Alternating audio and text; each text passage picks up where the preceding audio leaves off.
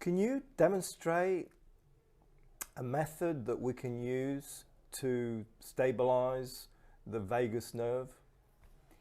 So before I demonstrate, I want to say something about breathing techniques, because there are so many breathing techniques out there, but we need to be aware that not all breathing techniques are necessarily directly activating the vagus nerve.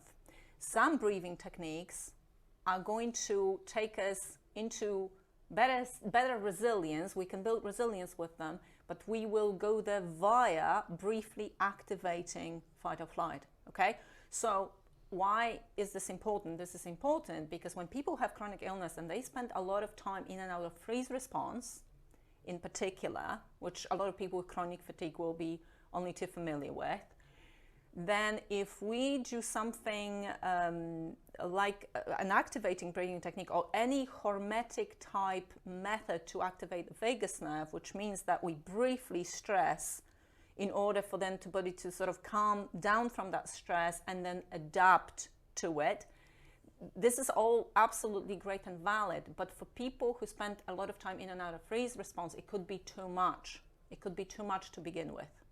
So people who have a lot of chronic symptoms and just feel themselves quite shut down, they need to put more emphasis on activating the vagus nerve directly.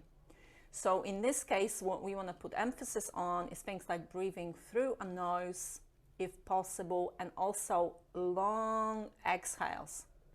So the simplest thing you can do is to just sit with your breath, observe your breath, and then try and slow the breath down, and particularly slow the exhale down, because that's the bit that's going to activate the vagus nerve directly. So when we breathe, also what's important is not to kind of breathe in this position, right? We want to really, because that's constricting, so don't want to be constricting. So really, to be able to breathe deeply, you need to open up. You need to pull your shoulders back and down a little bit, open up through the chest, and also just lift your chin up a little bit. Good energy flow through the throat chakra into the heart chakra. We want all of that, whatever breathing technique we do.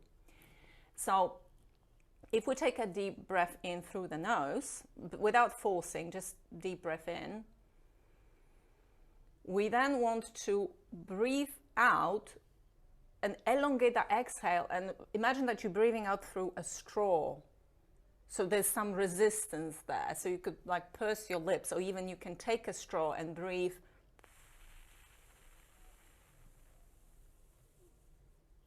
Breathe out fully. So really like flatten your tummy, and it also like feels like you're bringing it closer towards your back. So until there's no air left, that's the sort of exhale you want. And if you do that a few times, you will start to feel calmer. There's no question, because it's simple physiology. Yes. So we can very much manipulate our breathing to alter our physiology, bring ourselves from fight or flight into this more relaxed state. Just give it, a couple of minutes or just a few breaths, and you start to feel it. There's no way this would not work. It works because it's simple physiology. And we can very nicely and easily, it's very simple, we don't need to overcomplicate it. There's obviously other breathing techniques. There's things like square breathing and all sorts of counts and retentions. All of that is fine to play around with it a little bit. So we can breathe in, let's say for the count of 4, hold for the count of 2, breathe out for the count of 6. And sometimes when people have difficulties relaxing, this is helpful because we're giving the brain something else to do. Okay, so when you then start counting in your mind, you're kind of distracting. So that you say you're in a situation when you're stressed and you're flapping and you're really all up in your head, and you want to bring yourself into a more calm, relaxed state. If you give your brain something to focus on other than the breathing itself, you're going to distract it from different narratives and whatever your mind wants to run towards, and recalling a memory from 20 years ago, how this person did you wrong or whatever.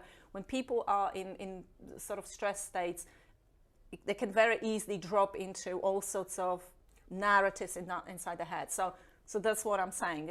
If you want to occupy your mind with something else and really be effective with calming yourself down, then adding the count onto it is also helpful. But you don't have to, honestly, slow exhales.